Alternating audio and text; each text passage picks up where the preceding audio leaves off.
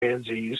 They make nests like gorillas. They're ground. They behave like gorillas, but they also howl at the moon and they kill leopards and lions and eat them. Yeah. There's so much out there that we don't know and we're not accepting even when we're told to our face. Well, again, going back in our country here, I mean, is there any of these stories that, when you're researching, you kind of like scratch your head and go, God, I hope that really doesn't exist? Well, yeah, there was one in, there are dragon stories that I hope are wrong. Yeah, the snallygaster I mentioned, I hope's wrong.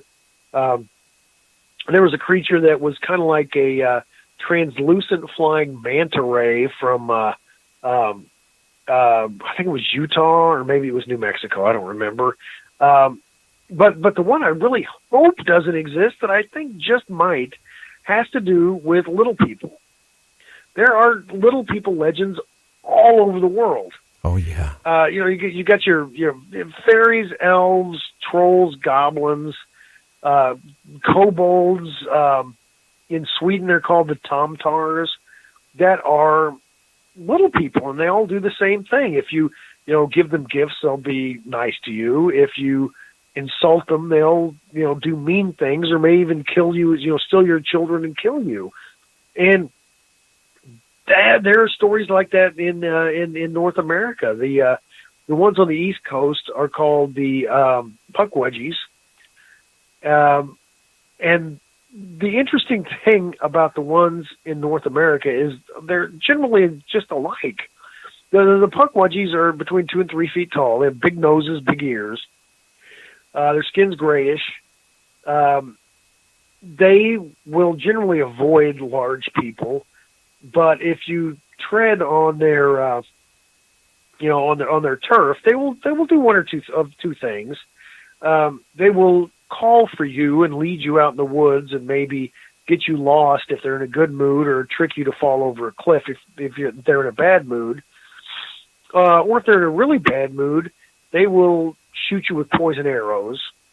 Or they might turn invisible, show up in your village, and set the whole thing on fire. Oh, wow. Right, and this is all through New England, but it's also in South Dakota. The exact story is in South. The Native Americans had stories of these creatures in South Dakota. They were so convinced that these little people existed that when Lewis and Clark were making their way through, that they took a couple of hour detour to go to Spirit Mountain in South Dakota to find these little people. I mean, which they didn't, but they went looking for them. And there's the exact story. I mean, all the way down to the poison arrows and the invisibility and the, if you tick us off, we're going to set your whole village on fire out of Utah. I mean, that's a really big swath of the country from New England to Utah for the same story of little people to exist. And go ahead. I said, and it is. I just wanted to say this. Mary Joyce, who runs a UFO Bigfoot reporting center out of Cashiers, North Carolina. Now, she was a reporter, editor for various newspapers in the past. And she was on my show. Oh, she's been on it like every other month for the last 2 years. But on one of the shows, she was talking about in North Carolina where they were building a community college, they found skeletons of little people. Now, these skeletons were under a foot in length.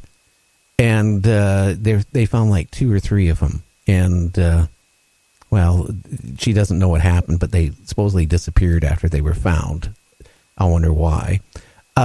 Then she had a report of a little people about 2-3 feet running nude, hairy creature in the woods, which was rather interesting. Now, all this is in North Carolina. Then I have a guest that comes on like maybe twice a year up here. She's into Bigfoot and little people. And up by where she lives, up in the mountains up here, near the base of Mount Rainier, she claims there's little people there, like under a foot tall. And she describes them pretty much like fairies. Right. I mean, it's that common, and it's worldwide, and the I mean, the fact that there may be little people out there, or may have been, was solidified back in 2004 in Indonesia.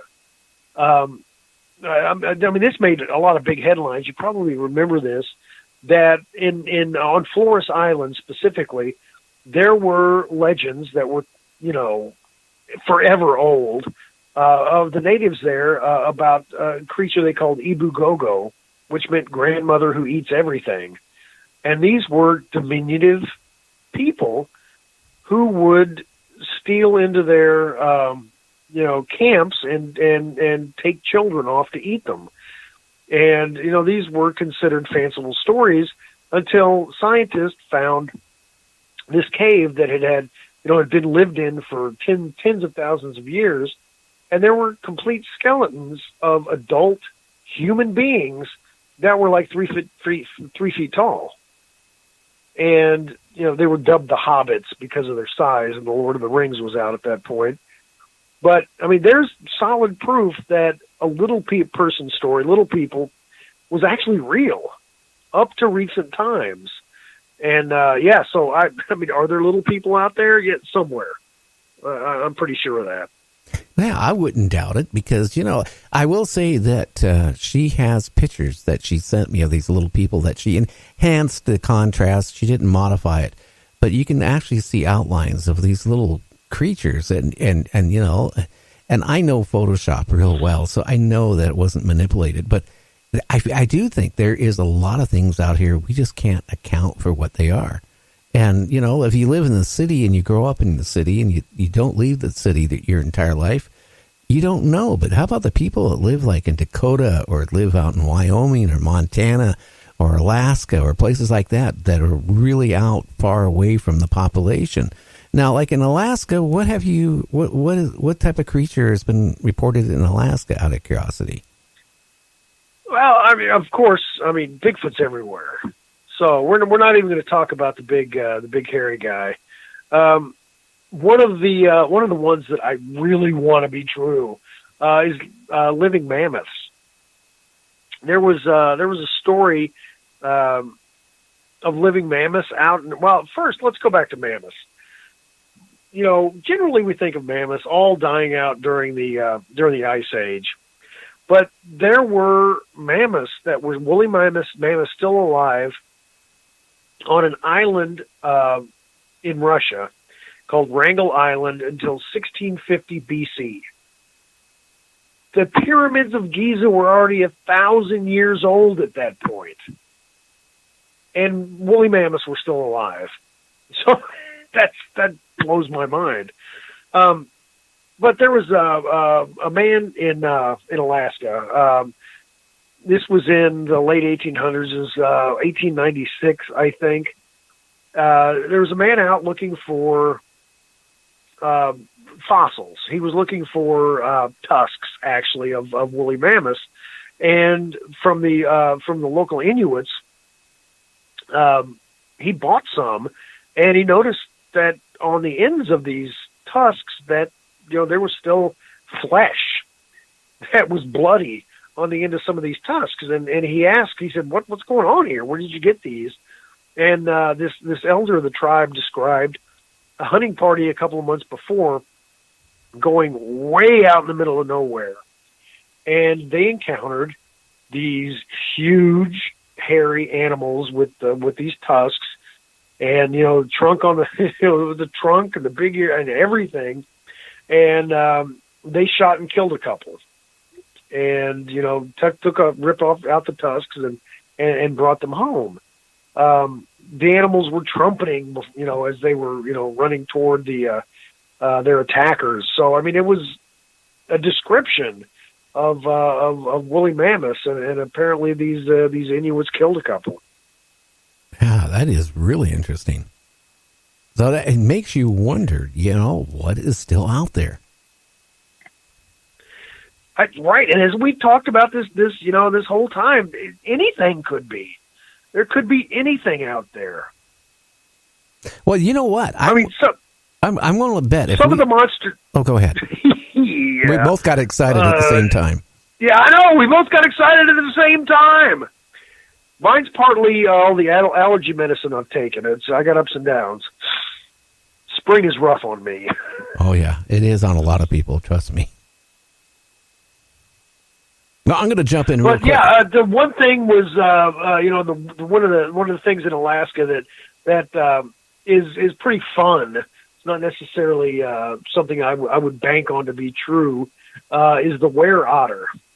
Basically, it's called they're called the land otter people, and around a lake in southern Alaska, apparently there are these creatures that appear as otters, but they can also shift and look like humans just to trick people into coming to the water, and then the were otters drown them and steal their souls. One of the cool things about these were otters is if you think you're getting trapped by one, if you pee on them, they'll leave you alone. Well, people remember that. They also don't like dogs. Yeah. Well, what happens if you just emptied your bladder before you ran into one? Then you have what are you going to do? You can't pee on them and get rid of it. Well, it depends. If you pee your pants, maybe the smell will keep them away. The fun thing about these things is in 2013, Charlie Sheen got some friends to go to Alaska to look for these land otter people. And this would sound like a joke, except for it's Charlie Sheen. And he actually took people to look for the were otter people, and they couldn't find any. And he told them that, he told the press, whenever they asked him about it, he said, these land otter people are sissies. They never showed up to face me. Well, I wonder what happened if he would have run across one. I'm going to bet if I took 10 people right now and took them down a dark road out in the forest or out in the desert and said, okay, I want you to walk 3 miles and we'll pick you up, at the other end of 3 miles. How many of them would be brave enough to do that at night? I wouldn't. Would you? Yeah, I think I would. I think that'd be fun.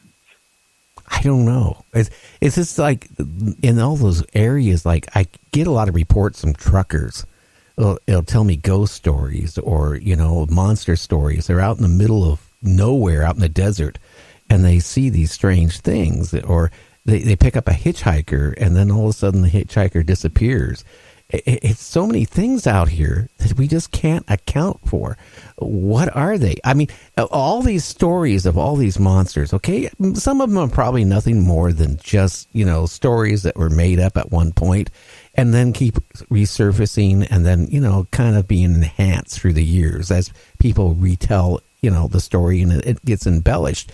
But a lot of them do have basis behind them, where something either existed or something like that still exists till today. Right. Which is what we've talked about this whole time, is that, the natives have come up with these stories that, sometimes we find out are real. So what happens when they're all real? I sounded all big and brave sitting here talking to you about going out in the wilderness and walking 3 miles, but I haven't seen the Bigfoot like you had. I hadn't had one chase me. If I have, I'd probably say no. But we don't know what's out there.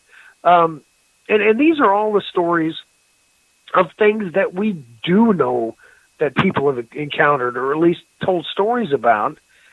What about all the other things out there that have never been encountered and that people have never told stories about? Again, we have no idea what's out there. Well, how about the people that encountered something and didn't live to go tell the story about it? Well, exactly. I mean, it's the thing. Let's go back to the black-eyed kids. They will approach your house and ask to be let in, and all the stories we hear about are people who say no. What about the people who say yes? I mean, what about the 34